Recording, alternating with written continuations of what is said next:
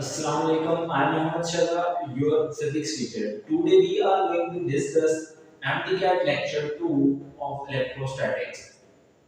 Last lecture के अंदर हमने इलेक्ट्रोस्टैटिक्स के बेसिक कॉन्सेप्ट के बारे में देखा था और इसके साथ साथ जो है कूलम लॉ के भी कुछ एमसीक्यू प्रॉब्लम हमने डिस्कस किए थे.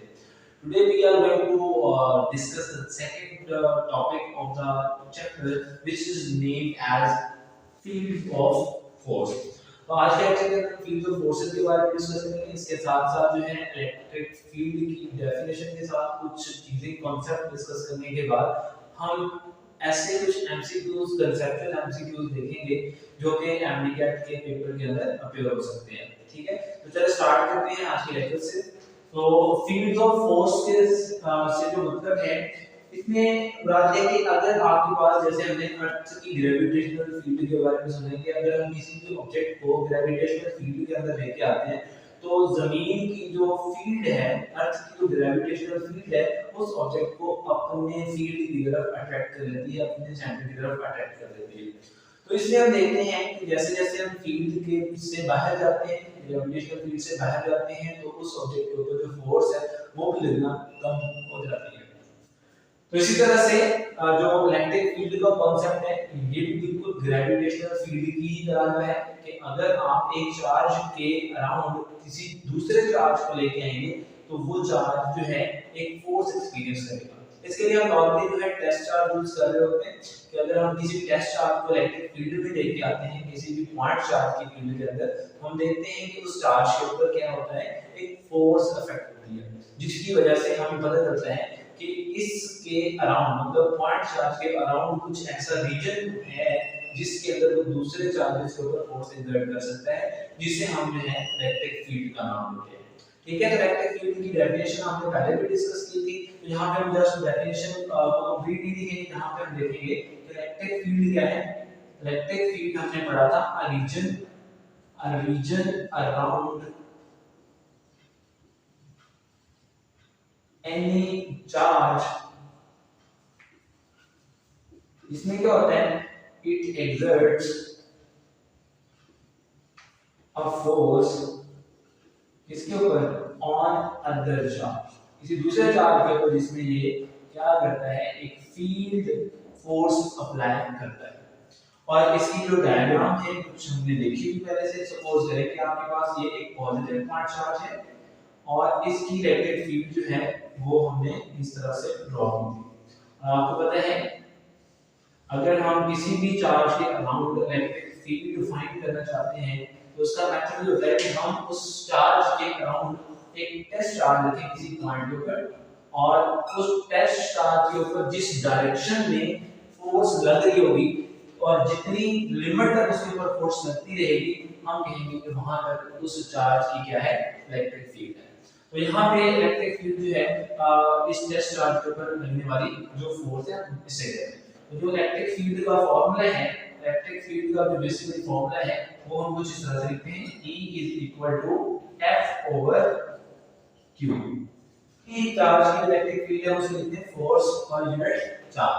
अगर हम इसको कूलम्ब लॉ को यूज करते हुए लिखें तो कूलम्ब लॉ की जो फोर्स है उसको अगर यहां पे अप्लाई करें तो हम देखेंगे कि जो इलेक्ट्रिक फील्ड है उसका फार्मूला क्या आएगा, 1/4 pi epsilon naught q not over r square. क्योंकि यहां पे जो पॉइंट चार्ज वो q है और जिस चार्ज के ऊपर फोर्स लग रही है जो सेकंड चार्ज है वो q नॉट है. तो यहां पे हम देखेंगे आपके पास q not over r square आता है और डिनोमिनेटर में देखेंगे क्या है, q नॉट टेस्ट चार्ज हमने लिया होगा. ये जो q नॉट है इस q नॉट से जब कैंसिल होगा तो electric field at charge test charge जो है वो आपके पास आएगी 1/4 pi epsilon naught q over r square. तो यहां से हम ये भी बता सकते हैं कि जो इलेक्ट्रिक फील्ड है वो बेसिकली तीन फैक्टर्स के ऊपर डिपेंड कर रही है. एक डिस्टेंस बिटवीन द चार्ज और दूसरा चार्ज के ऊपर और थर्ड है वो मीडियम के ऊपर डिपेंड. जो स्टूडेंट मैंने कुछ एमसीक्यूज जो है वो नोट कर लिए हैं. ठीक है, और साथ साथ हम बस क्वेश्चन भी देखते रहेंगे और ये कुछ ऐसे इंपॉर्टेंट एमसीक्यूज हैं, कंसेप्चुअल क्वेश्चंस हैं जो कि एमटीआई के पेपर्स के अंदर अप्लाई होते हैं. इससे सिमिलर सारे क्वेश्चन होते हैं तो इनसे आप एक आइडिया गेट कर सकते हो. तो हमने जो देखा इलेक्ट्रिक फील्ड जो है डिपेंड करती है मीडियम के ऊपर और चार्ज के ऊपर और डिस्टेंस बिटवीन द चार्जेस। तो अगर हम चार्ज और टेस्ट चार्ज और पॉइंट चार्ज के बीच में कोई मटेरियल कर देंगे तो उस टेस्ट चार्ज पर जो लगने वाली जो है हमारी जो मैग्नेटिक फील्ड है वो कुछ डिग्री हो जाएगी। कितना डिग्री हो जाएगी? तो वो एप्सिलॉन आर वैल्यू के ध्यान से जैसे हमने कहा था रिलेटिव परमिटिविटी जो है किसी भी मीडियम की कितनी अमाउंट जो है वो रिलेटिव फील्ड का हो जाएगी वो वीक हो जाएगी।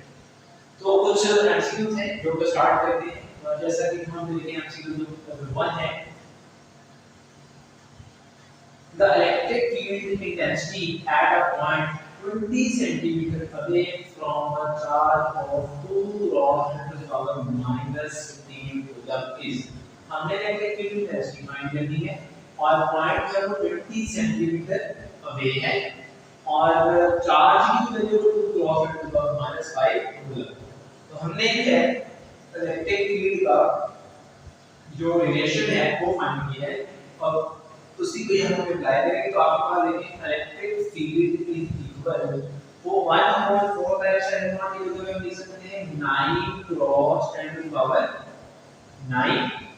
सिमिलरली है q चार्ज आपके पास है 2 cross 10 to power -5 divided r square means 20 centimetre है तो 20 क्रॉस 10 टू द पावर -2 और इसका क्या आएगा स्क्वायर।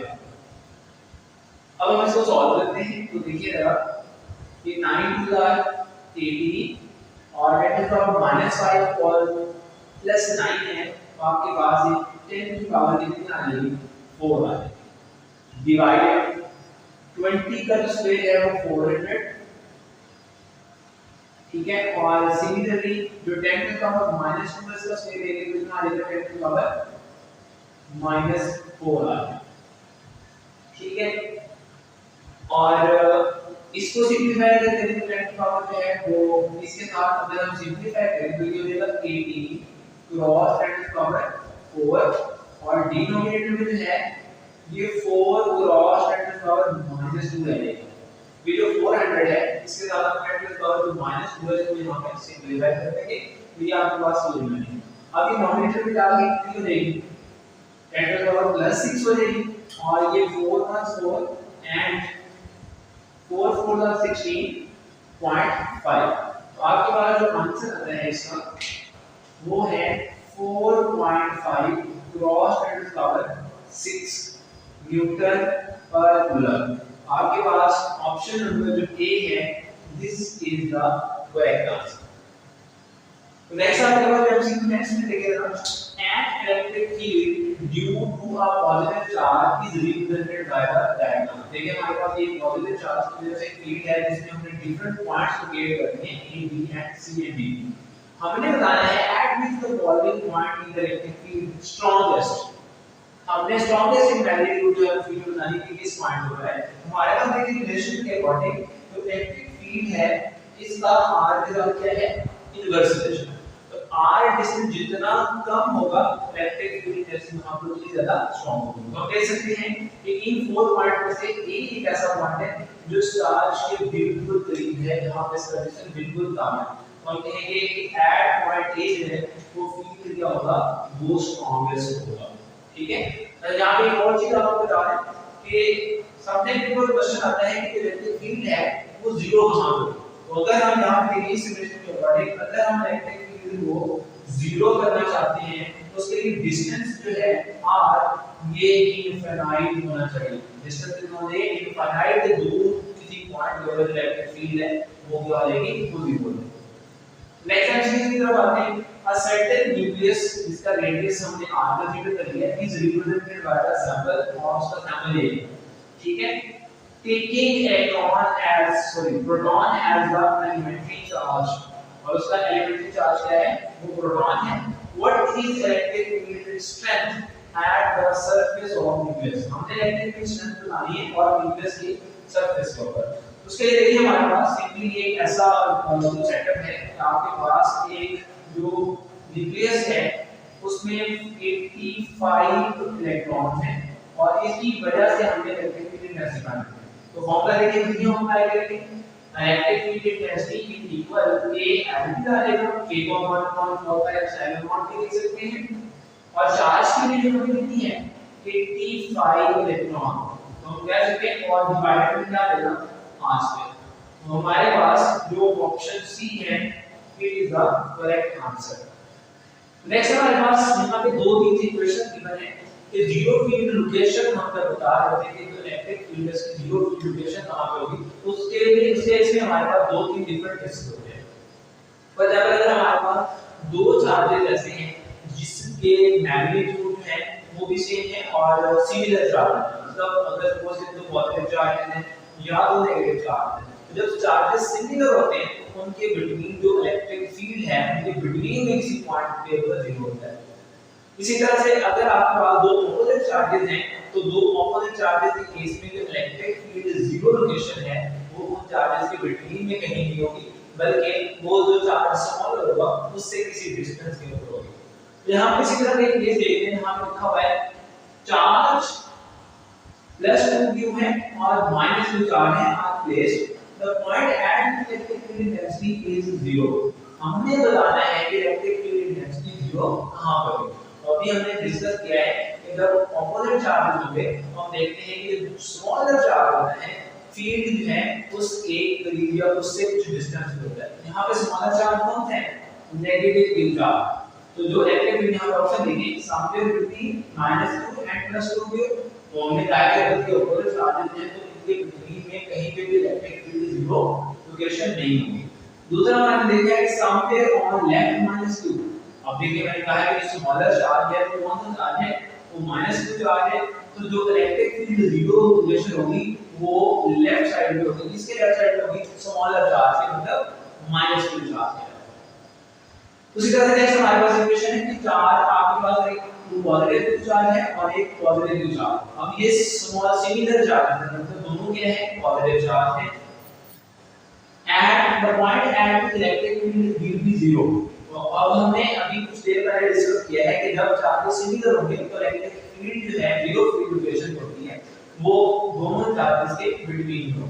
तो हम यहां पे कह सकते हैं कि ऑप्शन ए है हमारे पास, ये करेक्ट आंसर है, क्योंकि यहां पे लिखा है समवेयर बिटवीन +2 एंड +2 चार्ज, और अगर दोनों चार्जेस सिमिलर हैं तो इलेक्ट्रिक फील्ड है उनके बिटवीन में किसी पॉइंट होगा।